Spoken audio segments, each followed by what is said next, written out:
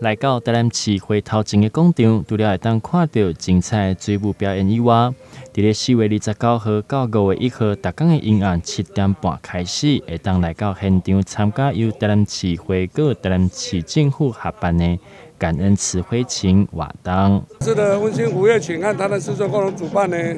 那因为疫情的关系，学校有一点降温，但是来的人还是热烈的反应哦，人潮不断哦。真的非常的感动。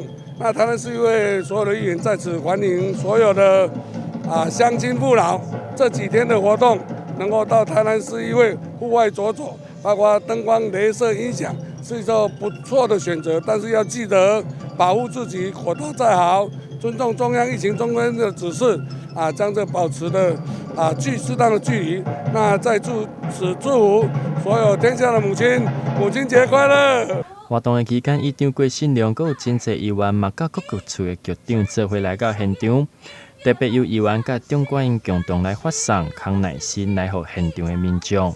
伫这个隔要来到的感恩的月份，市会甲市府做伙向大家送温馨，跟大家分享。那我要特别谢谢议会这边跟市府这边能够携手一起来庆祝我们伟大的这个母亲节。那全世界拢安尼啦哦，有妈妈的囡仔就是上幸福的吼。那这个我们在年度的这个节庆我们都要用感恩的心。那所有的节目伫条仔顶拢写甲足清楚吼，连续拜5、拜6礼拜吼，拢连续的这个节目。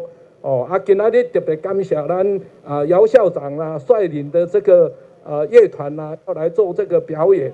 那在这个地方我们表示非常感谢。这摆活动要互观众来这所在特别有大距离，伫咧疫情不断升温的状况之下，台南共同努力来降低染疫的危险。